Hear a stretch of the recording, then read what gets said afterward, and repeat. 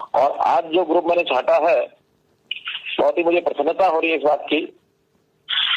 कि जब से सामाजिक कार्य में काम करने का अवसर मिला है, तब से नौकरियों में और खास करके जो ठेके पर नौकरियों पर जाते थे, उनकी दशा और दिशा इसको देख करके बहुत मन में पीड़ा होती थी कि ठेके पर नौकरी करते हैं, तनख्वाह जो घोषित की जाती है पता नहीं वो मिलती है कि नहीं मिलती है, मिलती है तो हस्ताक्षर करा लिए जाते हैं और बाद में उसके कुछ न कुछ पैसे को वापस लिया जाता है अथवा कैश में कम पैसे दिए जाते हैं। न तो कोई ईएसआई का करने का विषय है, न ईपीएफ कटता है, भविष्य का भी कोई भरोसा नहीं होता कि कब कौन ठोकर मार दे। और बहुत समय से ये मांग हमारे बहुत से ऐसे कर्मचारी संगठन है, उनकी ओर से भी उठती रही है कि इस ठेकेदारी प्रथा को खत्म करें। बहुत विचार किया, तब जाकर एक विषय ध्यान में आया कि क्यों ना कुछ व्यवस्था सरकारी तौर पर ऐसी करे जो भले ही अस्थायी नौकरी देने वाला सिस्टम हो, कुछ निश्चित समय के लिए देने वाला सिस्टम हो, तो भी हमारी देखरेख में चले, जिससे ऐसे सब कर्मचारियों का शोषण बंद हो, उनकी होने वाली तकलीफ उसको दूर करे। और जो हमने सरकारी सिस्टम में किया है, खर्ची पर्ची अर्जी ये सब बंद किया जाए। सरकारी नौकरियों में तो हमने बहुत पहले से ही पारदर्शिता और मेरिट के आधार पर नौकरी देनी शुरू कर दी थी, लेकिन ये ठेकेदारी प्रथा इसमें लगातार एक फाइल भरी हुई थी। लेकिन आज मुझे बड़ी खुशी है कि हमने ये जो नौकरियां भले अस्थायी दे रहे हैं, भले कम समय के लिए दे रहे हैं, जरूरतमंद लोगों को मिल रही है, पारदर्शिता से मिल रही है, और उसमें भी एक जो मेरिट का विशेष ध्यान रखा जाता है, ताकि जहां भी कहीं समय पर इन नौकरियों के लिए वर्क फोर्स की लोगों के काम करने वाले लोगों की जरूरत पड़ती है, कम से कम समय में उनको उपलब्ध कराया जाता है। हमारी अन्य एजेंसी भी है, चाहे वो स्टाफ सिलेक्शन कमीशन है या फिर एचपीएससी है, वहां नौकरी का जो एक लंबा सिस्टम, विभागों को समय पर ऐसे लोग मिल नहीं पाते, तो एचकेआरएन जो हमने हरियाणा कौशल विकास निगम ये बनाया है, इस हरियाणा कौशल रोजगार निगम में जब भी कोई मांग आती है तो कम से कम समय में उसको हम पूरा करते हैं।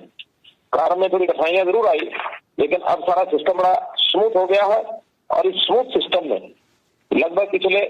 2 महीने में जो प्रयोग के तौर पर प्रारंभिक चरण की नौकरियां थी, 3227 नौकरियां ये हम दे चुके हैं।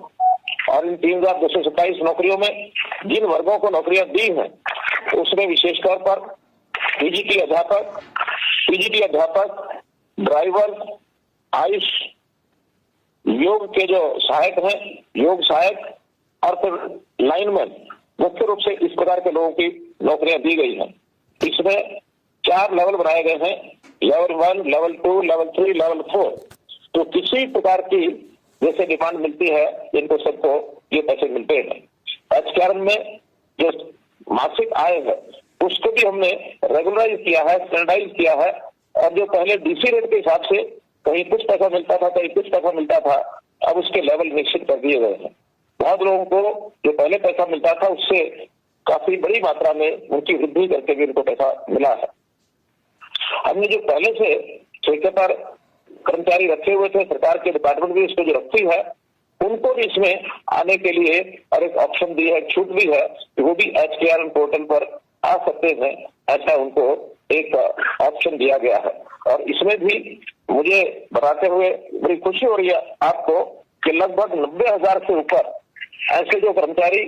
ठेके तौर पर चल रहे थे, 94,038 इनको भी इसमें और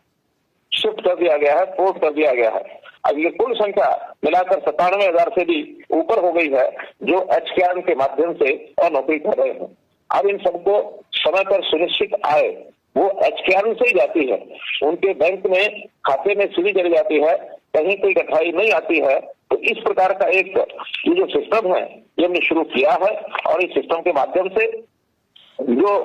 जरूरतमंद लोग हैं, जब हमारी आवश्यकता होती है, हम एचकेआरएन पोर्टल पर उनको वहां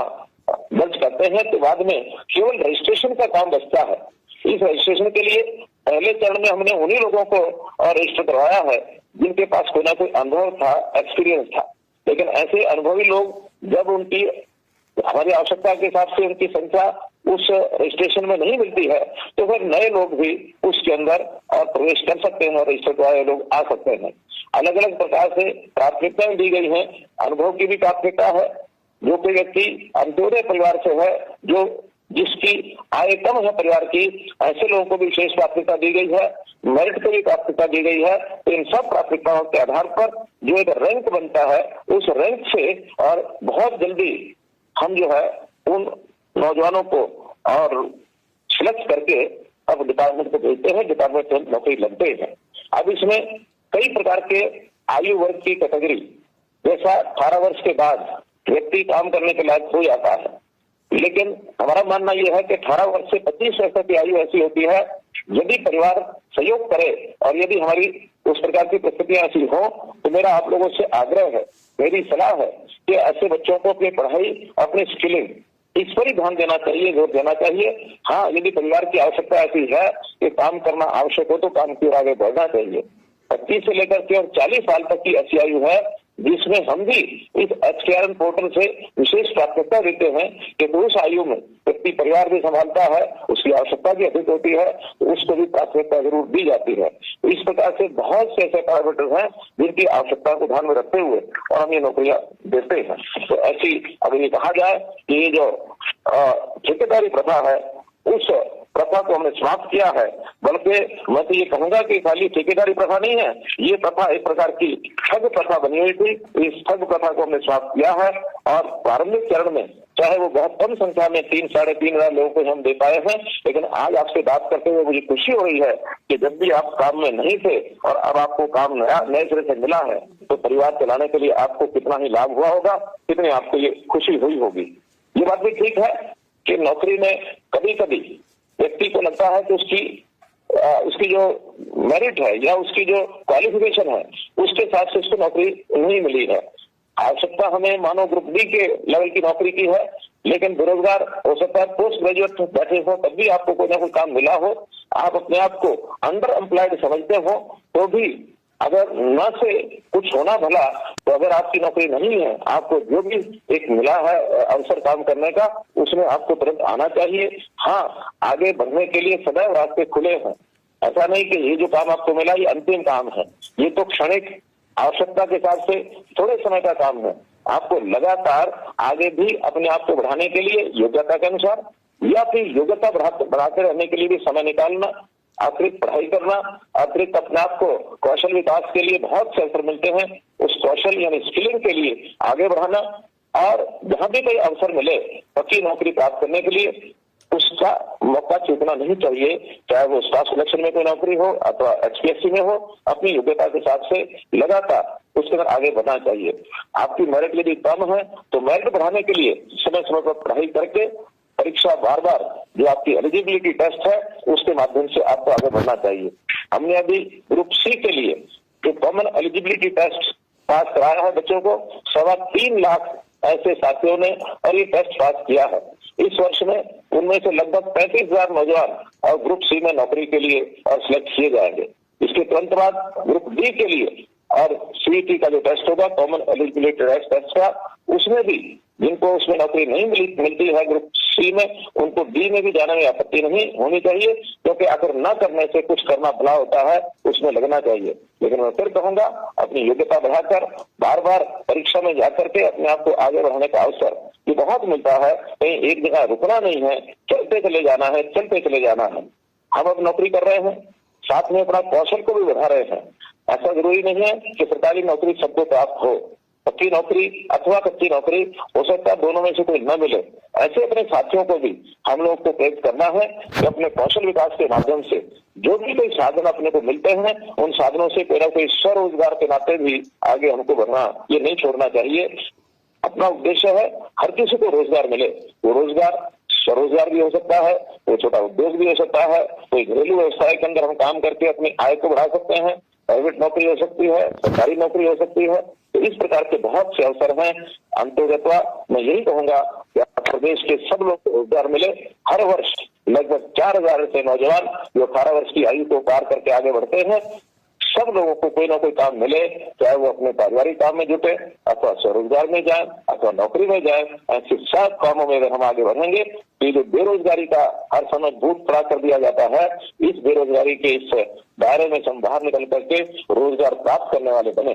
भारत सरकार ने बहुत सी ऐसी योजनाएं चलाई हैं, जैसे स्टार्टअप योजना है, स्टैंडअप योजना है, बहुत से ऐसे अवसर भी प्रदान कराए हैं कि जो आज नौकरी के लिए भटक रहे हैं, अच्छे अवसर मिलने के बाद वो लोग नौकरी लेने वाले नहीं बल्कि 10-10, 5-5 लोगों को नौकरी देने वाले भी बनकर खड़े हो जाते हैं। आखिर हम अब एक सिस्टम में आगे बढ़ने के लिए बहुत से ऐसे अवसर हमको मिल रहे हैं, इसको हम प्राप्त करें। और ये जो कॉन्ट्रेक्चुअल नौकरी आपकी मिली है, मैं आशा करता हूँ कि इसमें से अपने अनुभव के आधार पर और आगे बढ़ने का भी रास्ता, हमारा जो अनुभव है, जो भी मिलेगा हमको, जितने साल की हम नौकरी करेंगे सरकारी कच्ची नौकरी, इसके बाद हर वर्ष का आधा अंक ये हमको हमारी मेरिट में भी जुड़ेगा। आगे जब कभी पक्की नौकरी में जाएंगे तो 5 अंक इन अनुभवों के लिए भी जुड़े जाते हैं। उस अनुभव और अपनी शिक्षा के आधार पर मैं अपनी मेरिट लिस्ट में कैसे आगे बढ़ूं, इसका भी जरूर हम लोग ध्यान रखें। और हमारी के साथ साथ जो हमको ईपीएफ और ईएसआई का लाभ मिलता है, लेबर वेलफेयर फंड का लाभ मिलता है, इस लाभ को भी हम बराबर बनाए रखें। किसी भी स्थान पर हम नौकरी करने के लिए जाएं, हमारा ईपीएफ और ईएसआई का सिलसिला ये लगातार चलता रहे, इसमें हमारी अपनी जो कंट्रीब्यूशन है वो भी होती रहे। इन नौकरियों के अंदर हमने भी ध्यान रखा है कि जो वर्ग कमजोर वर्ग है, जिनके लिए रिजर्वेशन होती है, ऐसी रिजर्वेशन की जो सीमा है, अभी तक अनुभव ये आया है कि उस सीमा से भी अधिक बंधु इसमें नौकरी प्राप्त कर रहे हैं। अगर 80 का 20% का रिजर्वेशन है तो हमारे आंकड़े के हिसाब से इनकी संख्या अभी जो भर्ती हुए 30.7% और 80 हमारे जो नौजवान साथी हैं उनको नौकरी मिली है, क्योंकि हमने इसमें आय जो कम आय के लोग हैं उनको प्राथमिकता दी है। आय की जो सीमा 1,80,000 रुपया गरीब परिवार के लिए रखी गई है। स्वाभाविक है कि गरीब परिवारों में ज्यादा संख्या या तो शेड्यूल कास्ट बच्चों की आती है या फिर बैकवर्ड क्लास ए के बच्चों की आती है, इसलिए उनकी संख्या, उनका जो रिजर्वेशन का जो लेवल है उससे भी कहीं आगे ये बढ़ता है। तो मैं पुनः आप लोगों से इतनी बात करते हुए मैं आशा करूंगा कि आप जिस काम में लगे हैं उस काम में एक ईमानदारी से, क्योंकि हमारी जो नौकरी आपको दी गई है इसमें 2 पहलू, एक पारदर्शिता का और एक ईमानदारी का। जैसा मैंने पहले कहा कि पर्ची खर्ची अर्जी सब बंद है, तो आपको तो शायद किसी को आपने कहा भी नहीं होगा कि मुझे नौकरी चाहिए। घर बैठे आपको ये पत्र मिला होगा, संदेश मिला होगा तो एचआर के माध्यम से आपको नौकरी दी जाती है। तो जिस शुचिता से, जिस अच्छे भाव से आपको नौकरी दी गई है, आप भी काम करने के लिए उसी भाव से आगे बढ़े कि हमको ईमानदारी से, पारदर्शिता से समाज की सेवा करने के लिए काम करना है। काम से जीत